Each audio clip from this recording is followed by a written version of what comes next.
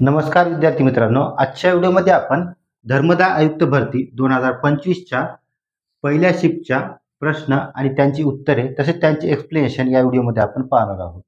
आपला पहिला प्रश्न विचारण्यात आला आहे, धोम धरण कोणत्या नदीवर आहे? तर हे धरण कृष्णा या नदीवर स्थित आहे. तर कृष्णा नदीचा उगम पण विचारला जाऊ शकतो. कृष्णा नदीचा उगम सातारा जिल्ह्यात होतो.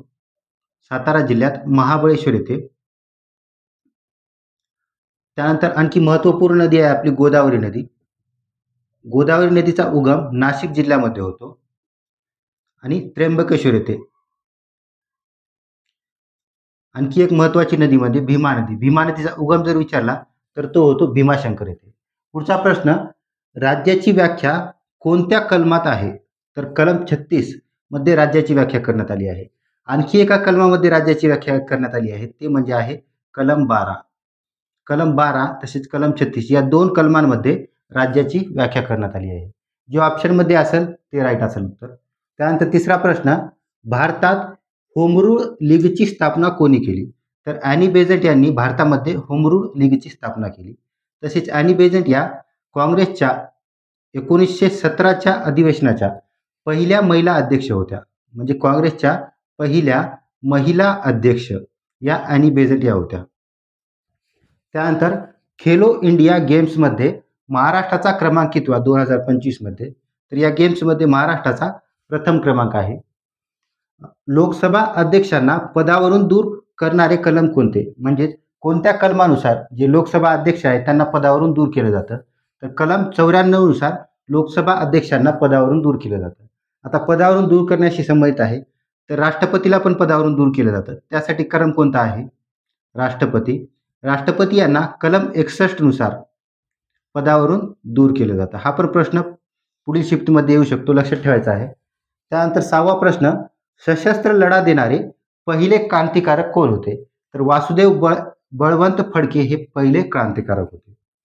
86वी घटनादुरुस्ती कशाशी संबंधित आहे? तर ही शिक्षणाशी संबंधित आहे. ही घटनादुरुस्ती कधी झाला असं विचारल्यास ही घटनादुरुस्ती 2002 मध्ये झाली होती. या घटनादुरुस्तीद्वारे घटनेमध्ये 3 बदल करण्यात आले. म्हणजेच 3 नवीन कलमे समाविष्ट करण्यात आली.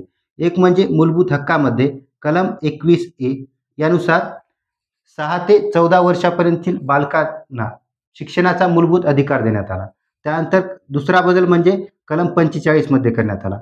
म्हणजे 0 ते 6 वर्षापर्यंतच्या बालकांचे संगोपन करणे आणि त्यांची शिक्षणाची जिम्मेदारी ही राज्याची असेल. त्यानंतर आणखी बदल करण्यात आला ते म्हणजे कलम 51A मूलभूत कर्तव्यामध्ये 6 ते 14 वर्षापर्यंतच्या मुलांना शिक्षणाची संधी उपलब्ध करून देणे हे काय पालकांचे कर्तव्य असेल असं कलम 51A मध्ये टाकण्यात आलं.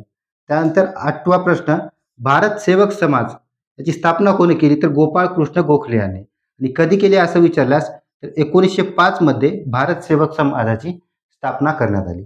पुढचा प्रश्न, पोर्तुगीज साम्राज्याचा पहिला गव्हर्नर जनरल कोण होता?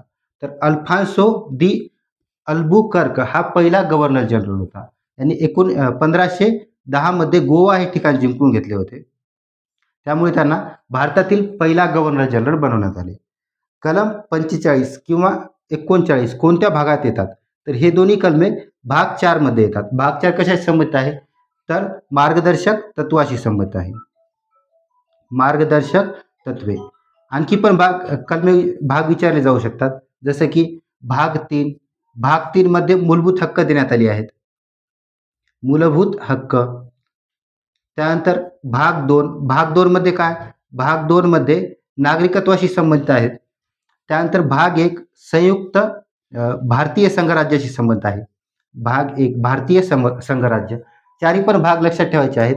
भाग 4 मार्गदर्शक तत्वे, भाग 3 मूलभूत हक्क, भाग 2 नागरिकत्व आणि भाग 1 मध्ये भारतीय संघराज्याशी संबंधित कलमे आहेत. त्यानंतर आवर्त सारणीवर एक क्वेश्चन होता. त्यानंतर व्हिटॅमिन डी च्या डिफिशियन्सीसाठी कोणती कॅप्सूल वापरली जाते? तर यासाठी कॅल्सिफेरॉल D3 ही कॅप्सूल वापरली जाते. 13वा प्रश्न, 100 एज्युकेशनल व्हिसा फ्री देण्यात आले. भारताने एका देशाला दिले, तर ते देश कोणता? तर भारताने श्रीलंका या देशाला 100 एज्युकेशनल व्हिसा हे फ्रीमध्ये देण्यात आले आहेत.